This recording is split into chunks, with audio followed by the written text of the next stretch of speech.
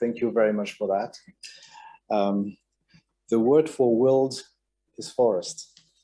Let's keeping in mind. Now, what I would like to do with you today is to cover a few aspects that I think are really important in this discussion of whether or how we want to establish a global network of plots and to monitor the trees and to take it from different angles. First, I'd like to acknowledge a number of funding that have been benefiting from over the past years and including a lot of permanent networks of plots that are at the bottom here, Forest Geo, TMFO, and forest plots, which are really important to start this discussion, because without them, it would not be the same type of conversation we would be having over the next couple of days. Now, the world forest, this is a very vast area, and we're covering not only tropical forests, we're covering temperate, boreal forests. But when it comes to this word, forest, what do we mean really? Well, some of you, many of you, I suppose, being in the UK, know that you have deer forest north in Scotland, right? Without a single tree. Why is that? Well, the Scottish forest is really a word for Latin, foris, which means reserved for the royalty for hunting deer. And so the real word for forest in Latin is silva, hence silviculture and so forth. So it's important to keep in mind that words are important, and especially the word forest. We didn't prepare that, but it came up pretty nice. Temperate forests are all over the place, and we know them quite well. It can be beautiful. Boreal forest, you can see that well, this line, but this is also a very magnificent part of the forest we have in mind. And of course, tropical forests, which are so diverse. And what I'd like to cover today are 3 points. One of them are, what are the scientific challenges that we are interested in the first place? Why do we want to go through this pain and efforts to try and raise a lot of funds to make this dream happen? Because we're interested in science to begin with. The second one, I would like to discuss this idea that forest monitoring is not only a scientific enterprise. It's been also an enterprise by foresters for a long time, which has some economic underpinnings and otherwise. And last, I'd like to sketch really briefly some ideas about how to make this project happen. Now, the planetary challenges are manifold. It's not only about science, it's about well-being and equity. It's about the life on Earth, biodiversity, and the energy sector, which is such an important component of climate change today, but also of our daily lives. And we know this today, especially during the strike in the UK. I wouldn't believe that one day a Frenchman would discuss a strike in the UK, but that happened. Good for you. No, forest resources are really diverse. They provide food, firewood, game, construction wood, and many other ecological services. Provide recreation, soil stability, water filtering, most atmospheric conditions. So there is a very large gamut of options that you can draw on if you are interested in, or if you want to start any research on forests. It's really a wide topic of research. One of them, of course, is what many of us are interested in, is biodiversity. And tropical forests alone, they gather a large proportion of biodiversity on Earth. It's only a little more than 10% of the Earth's cover, land cover. And this is between 2/3 and 3/4 of biodiversity, which is enormous. So protecting the forests here also means protecting biodiversity and protecting a lot of what it means in terms of its functions, its ecology, and its genomic potential as well, potentially. Now, the simple questions like how many forest species are there is extremely complicated. You probably know of this story of trying to estimate the number of tropical trees in the Amazon forest, which sounds like the easiest first question to ask. It turns out that it still is, we are still in a twofold estimate here between those coming from the herbarium who've tallied the number of tree species, a little bit over 6,000 species, and then estimates based on plots, which are much more varied, anywhere between 8,000 to 15 or even more 18,000 species. Those are extrapolation to the left of this slide, and they are based on plots. And it's it should not be a surprise that we have not collected all the material to identify all the species over such a wide area, several thousand kilometers across. But it's really remarkable that nowadays, 2022, we're still so far away from getting a proper understanding of this basic number. Another point is that forests are stores of carbon, and massive stores of carbon. And this is crucial when we think of the carbon budget of the planet. Because as we cut down trees, we also emit CO2. And as we protect forests, we mitigate this effect of CO2 emissions.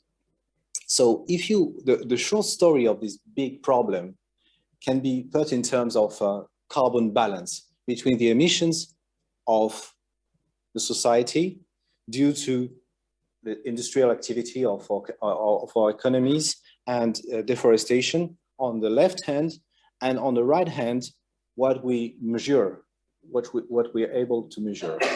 The most important point I want you to take home from this slide is that the sink terms is not only the atmosphere. Of course, atmospheric CO2 is increasing and very quickly.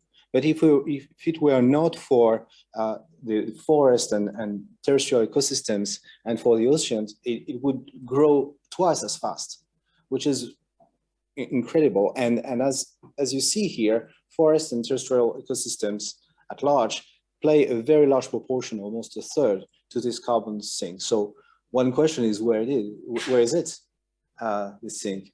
And again, very simple question that is still hotly debated. And why is it so hotly debated? Because we don't have a global understanding of where the sinks are. So I'm over-exaggerating a bit my argument here, because we do know quite a bit about this, where the sinks are. We have a lot of modeling efforts. We have a lot of several satellites have been designed especially to address this question, but we're still far from really to narrow down these numbers down to countries or even down to regions within countries. One of the important aspects of forest is that they've been seen as a massive natural climate solution to the climate change. Meaning that if you, the basic thinking here is that if you plant trees, you will be able to offset for some time the effect of climate change. Of course, you see the many ifs in this scenario. One of them is that, of course, this mitigation effort will be for some time, maybe for a decade or for 2 decades, but it won't be a magic trick. And we won't be able to plant trees all across the planet. And maybe we don't want to, maybe we are unable to. But there's been recently, Glasgow, not far away, the declaration of forests, where countries have committed to halt and reverse forest loss and land degradation, which would be seen as a really major action towards establishing a natural climate solution and having forests play in our in our sense in the climate fight. Things are obviously a bit more complicated when you go into a bit more detail. You'll probably seen this recent op-ed by Philip C. and Simon Lewis. They were going a bit more into the detail of this Glasgow Declaration. So what are really the options here? One option is to do nothing, which is always an option that some prefer. But you could also try to end gross forest loss, meaning banning primary deforestation, or you can play with words and not end forest loss, but end net forest loss, meaning reducing primary deforestation. And the last option would be to reduce or to end tree cover loss. And you see that the last three options sound only mildly different, but in fact, in terms of forecasting, they are quite different because they provide a very different answer in terms of the stocking capacity of forests.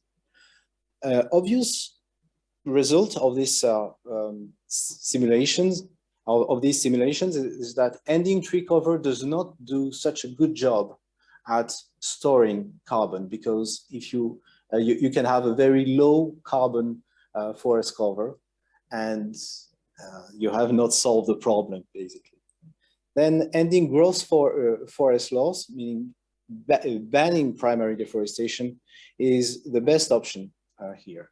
So these panels to the right here are a bit difficult to decipher, but I've tried to simplify it. It was even more complex in the paper, for those of you who've seen the paper. The straight line here says that basically the balance is no. You have no storage due to this strategy, and business as usual ends up in a no storage solution.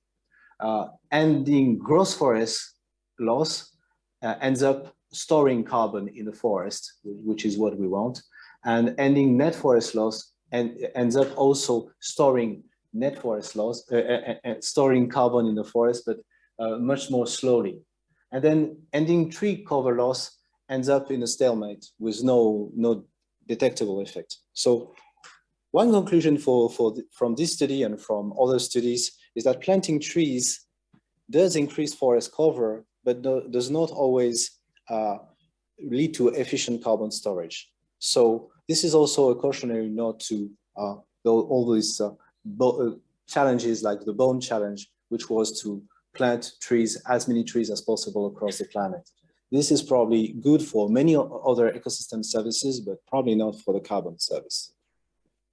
Now, another point that I cannot miss is that even mature tropical forests may do some service to the carbon, the atmospheric carbon problem. And here, I'm fortunate to be in the presence of people who contributed this research.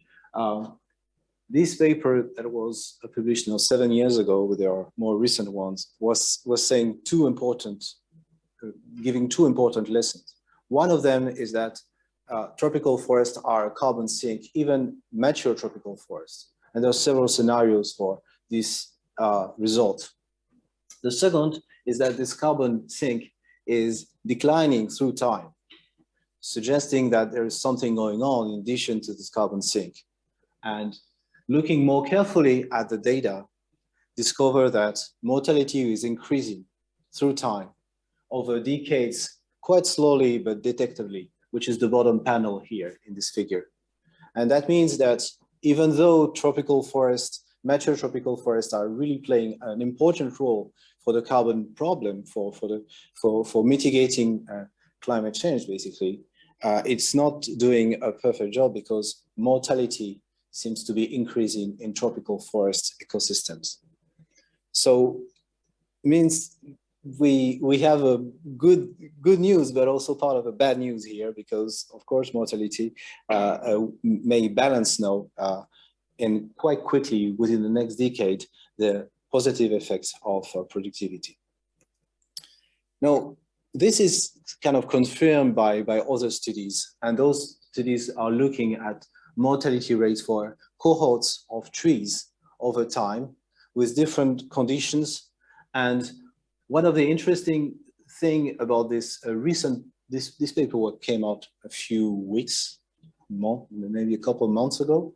And one of the interesting feature of this paper, and this is why I'm showing it today, is that it's a cohort-based approach to measuring mortality for trees across different ecosystems, and showing that one of the best predictor of this increased mortality is the atmospheric vapor pressure deficit, meaning that we are living in a drier world and the trees feel it. And they may not feel it in terms of their productivity, but they feel it in terms of their likelihood to die, which happens, as you know, just once.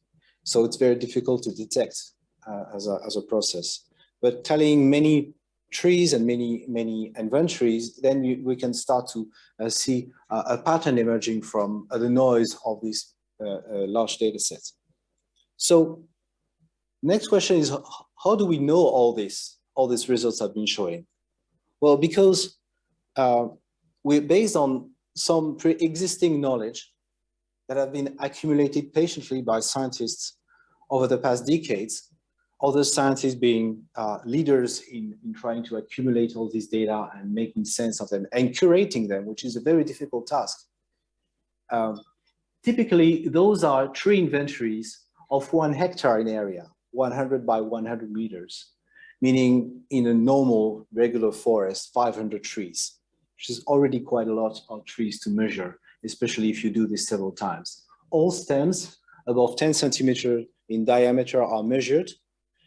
They are set up usually by scientists who have their own agenda, short-term or long-term. They may be botanists, they may be ecologists, it may be soil scientists, I suppose.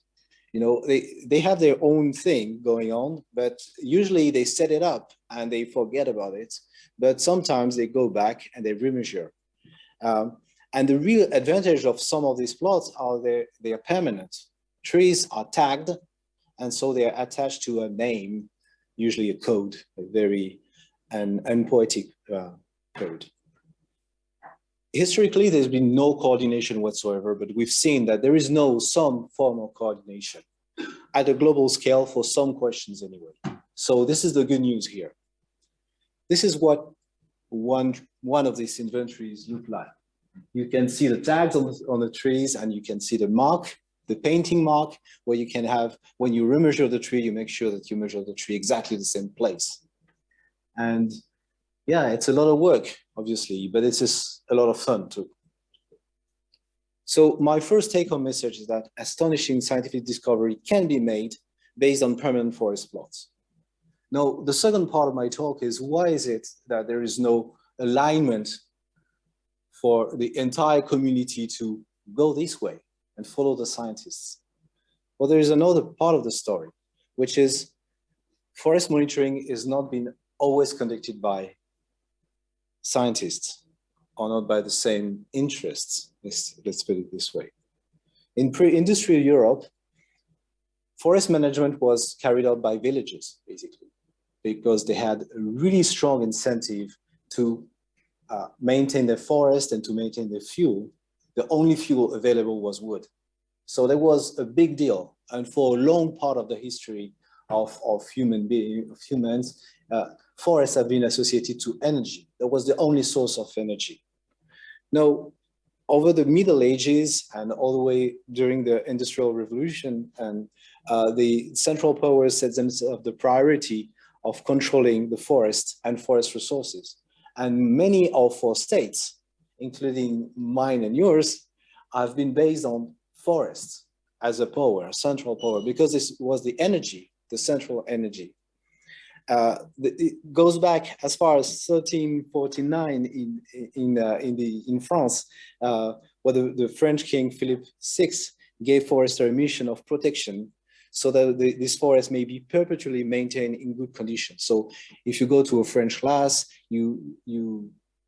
this is heralded as an example of sustainability, as one of the first examples, of course, because it's one of the first French one. And actually, it was also one of the first examples of power from the state onto the local villages, and taking the power, the local social ecological systems, as we call them today, their power away. Now, this led also to the concept of national forests, and forest sustainability went hand in hand with the establishment of state power and with some of the some laws, some of them which were very harsh. You probably know the Black Act in the UK in 1723, which was basically punishing by death any robbers in the forest in the UK. So those were specific, really stressful times to be in the forest back then.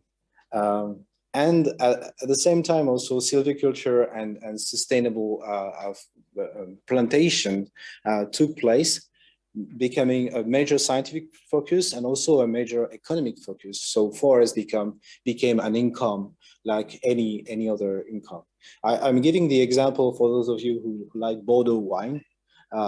In the southern part of Bordeaux has this large area which was completely empty, was a heathland called Les Landes in French, which was forested in the midst of the 19th century by the French state. It was really top-down process. And now it's still the Landes forest, it's called.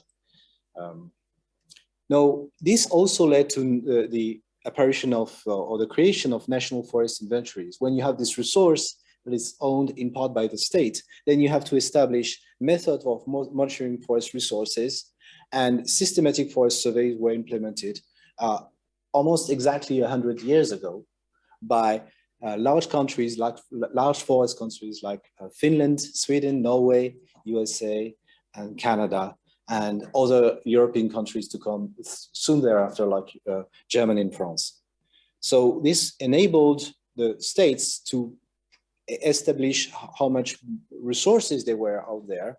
Like this is an example of the forest production in the USA over most of the 20th century, but even going back, extrapolating back into the 19th century.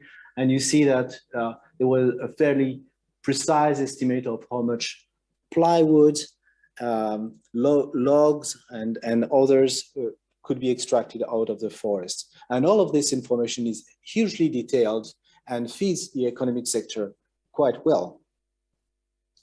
Now, another aspect that was and still is very important for the management of forest at the national scale is monitoring risks.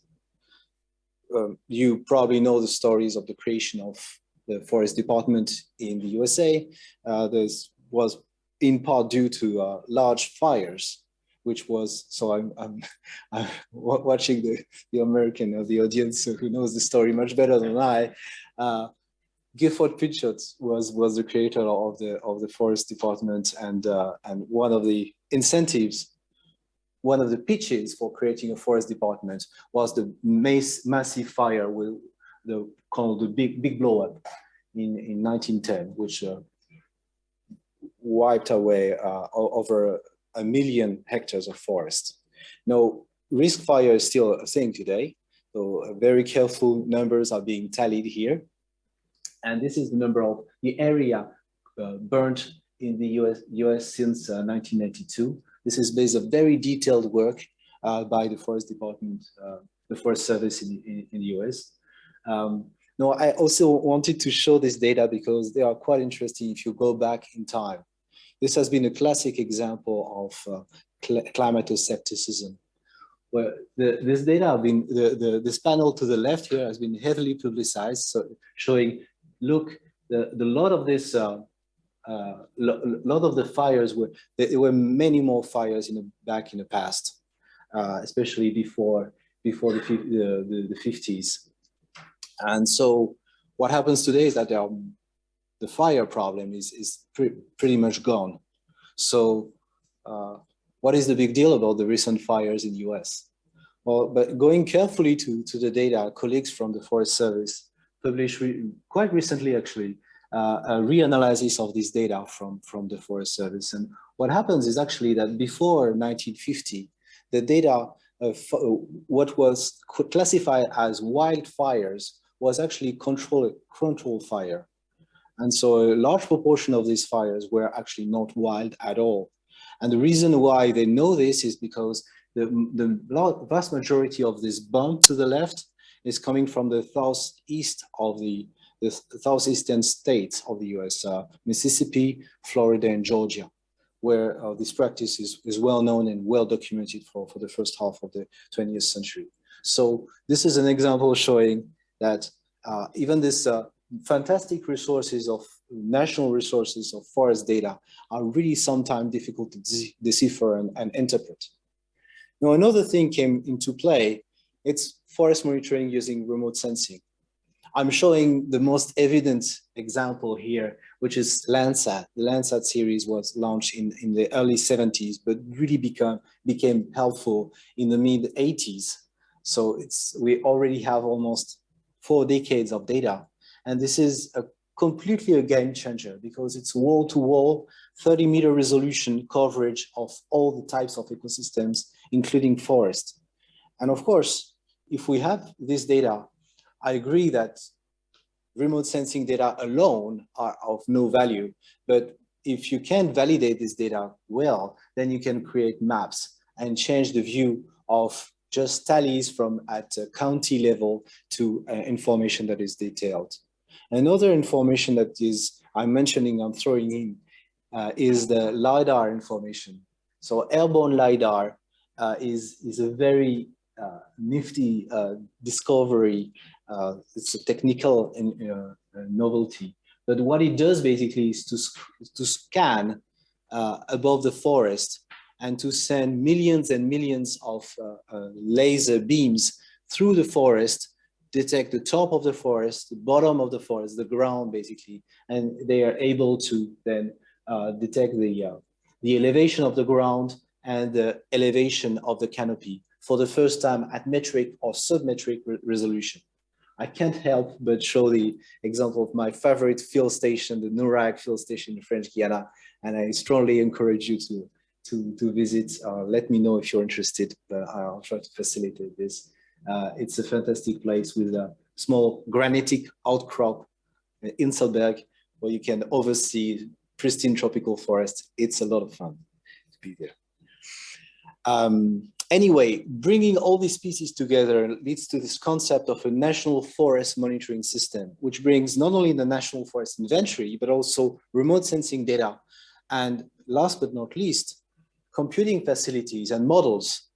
Of course, you cannot make any sense of all this data if you don't incorporate them into modeling approaches, statistical or otherwise. So this concept has been consolidating over years, and it's become the major element for countries to provide information from the country's scale to the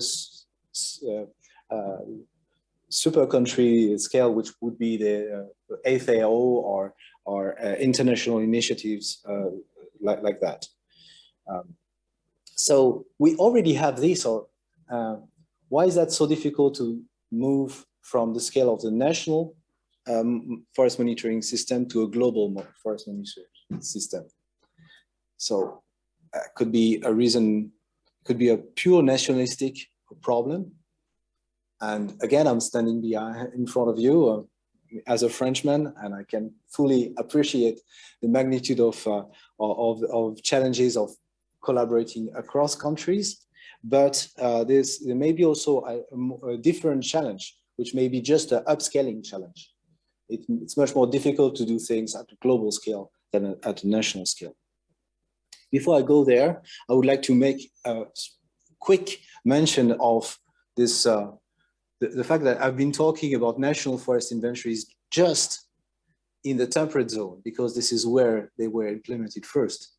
But the globalization of the wood market and colonial expansion brought another perspective, a global perspective.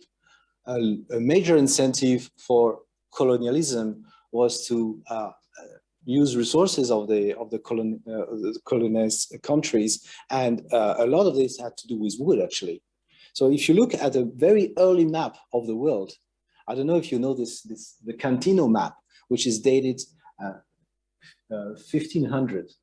Now, for the Brazilian the Brazilians in the audience, you can see that the coast of Brazil, of the Atlantic rainforest of Brazil, is represented only by trees here, because the main resource at the time, and the vision that Europeans had of Brazil was massive resources in terms of wood.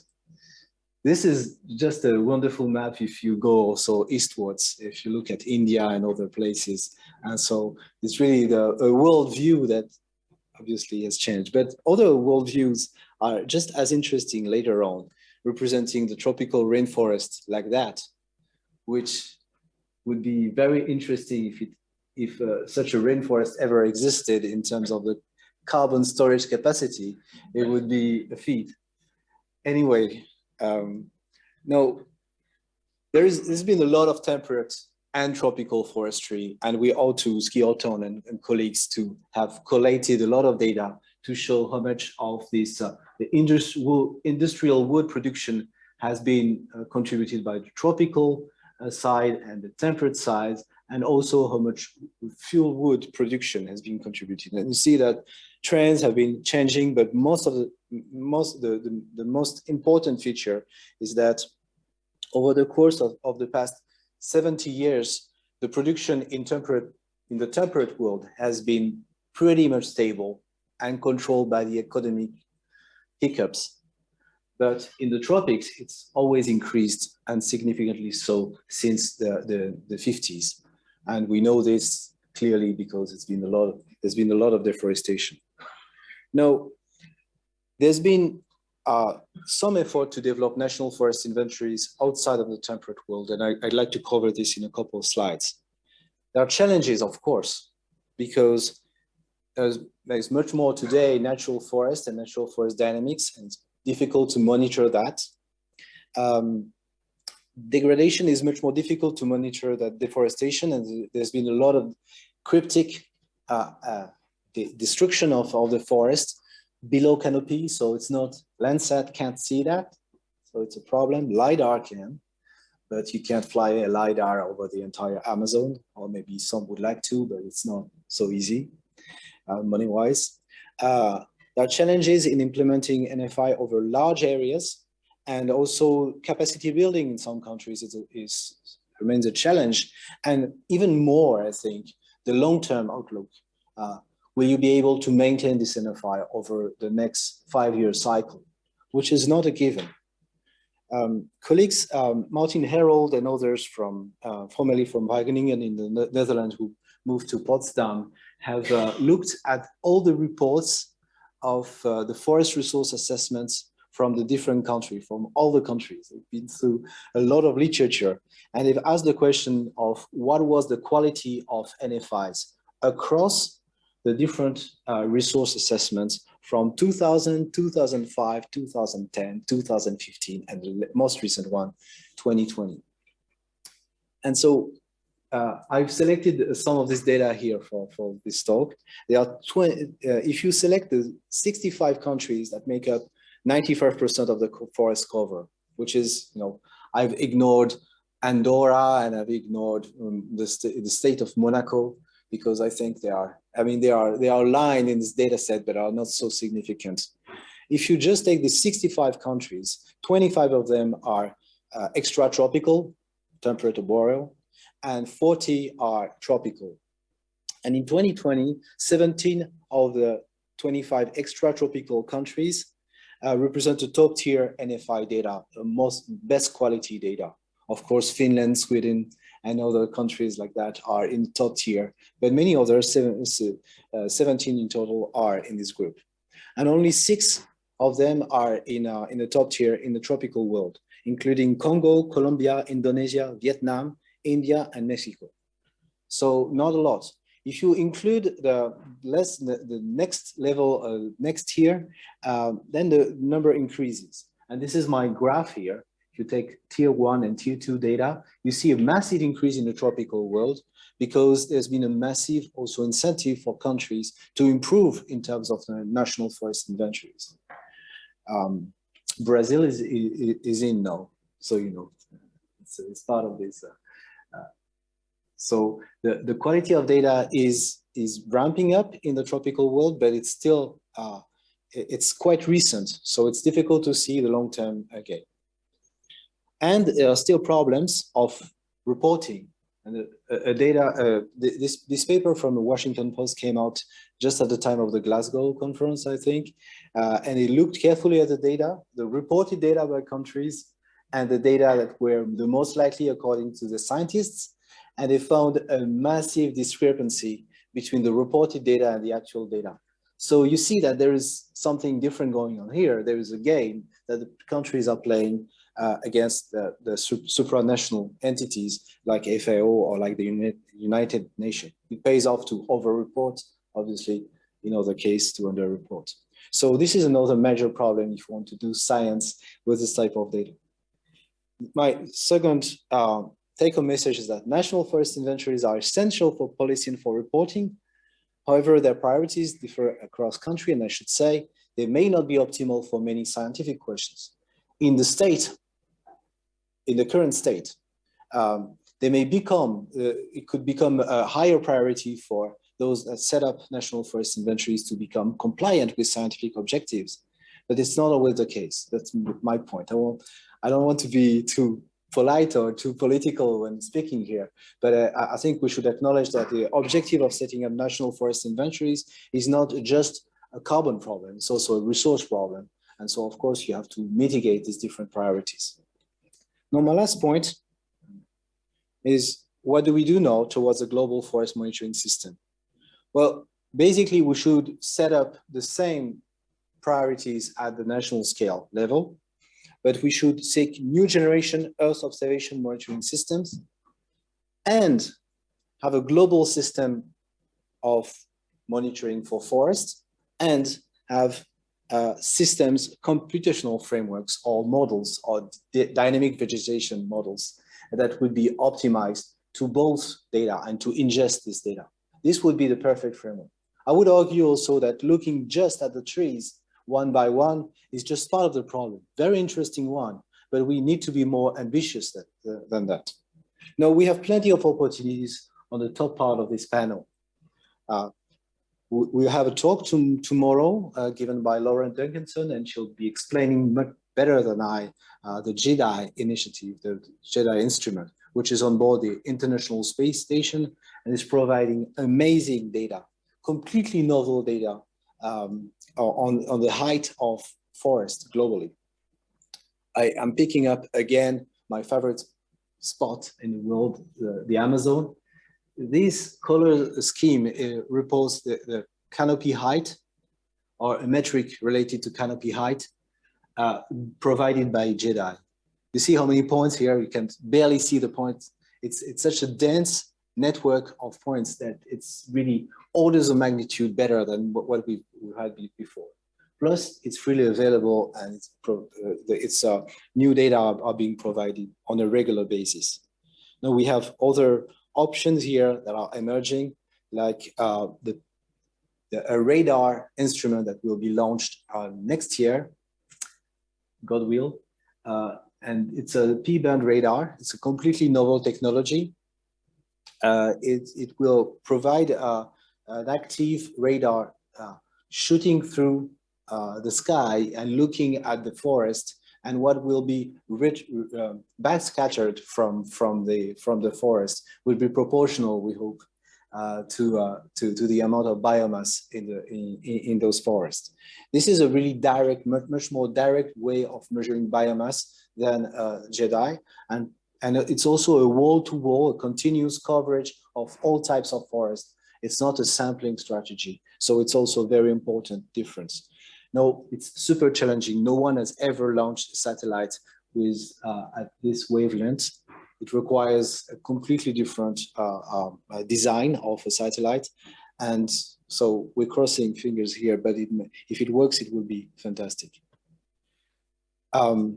As we've said before, remote sensing is of no value if it's not compared with ground-based measurements. So a major challenge is to build trust toward remote sensing in the user community and among scientists, I suppose, as the most critical group of people. So sites for validation must be extensive, cover a range of forest types, including temperate, tropical, and boreal. I know I'm mentioning an initiative we've started to launch, which is called GEO-TREES. So it's not answering the question of this 3 days of discussion, but it's a bit. First of all, it's under the umbrella of the group of Earth observation, which is a very powerful structure associated to remote sensing agencies. It's also under the umbrella of CEOs, which is a governance system for all remote sensing, national remote sensing agencies. And it's also including 3 of the major actors of permanent forest plots. Forest Geo, formerly CTFS, which is based globally, but it has this specificity of having very large plots on the order of 25 to 50 hectares, all the trees above 1 centimeter being monitored. And there's an estimate of over 60 of them across the world. So in different continents, mostly in the tropics, but now also in temperate world and even in the boreal zone in Canada. So it's a very interesting initiative. It's the lead is at the Smithsonian Institution. Forest plots, it's also another global initiative of smaller plots, but many more plots across mostly the tropics currently. Oliver Phillips, who is present today, will speak tomorrow morning and say a great deal more. It's based at University of Leeds, far away from here. And the third initiative is a TMFO, a Tropical Managed Forest Observatory, which is a different concept.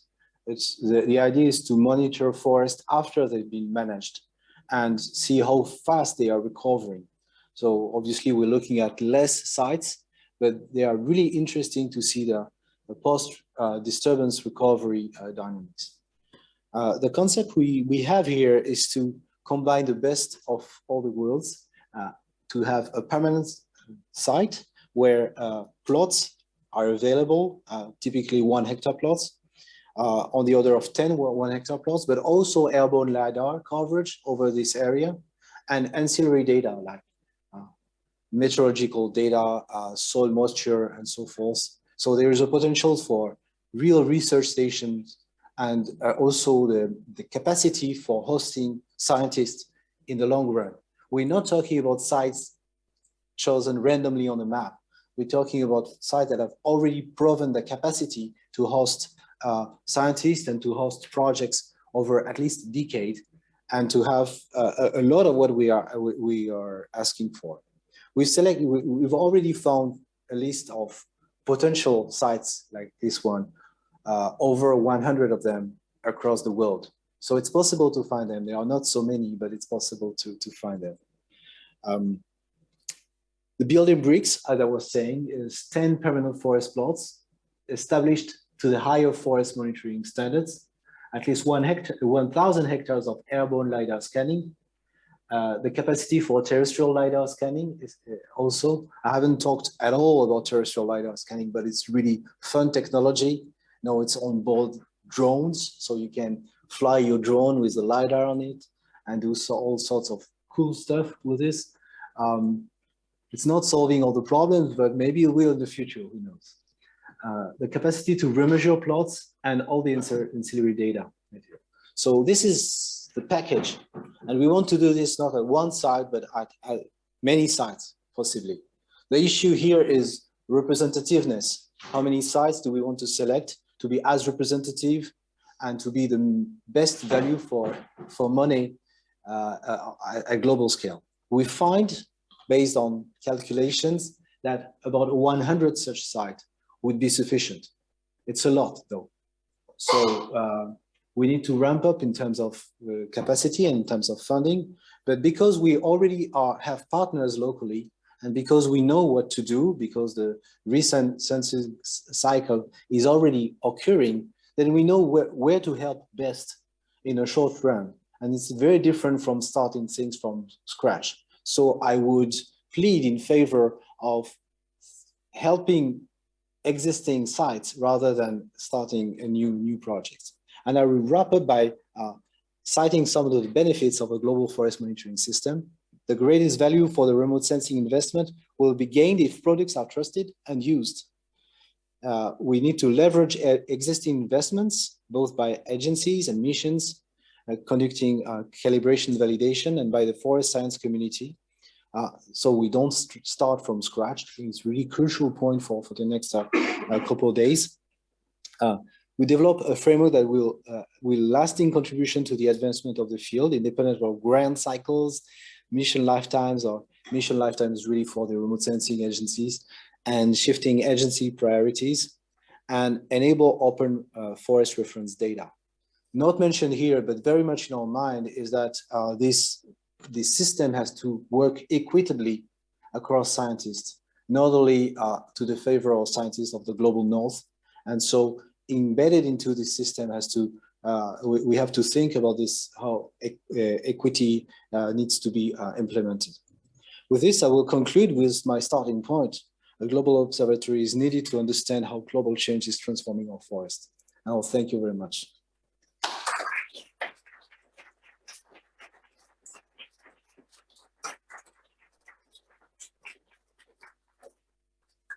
Thank you so much, Jerome. That was really, really inspiring and super interesting.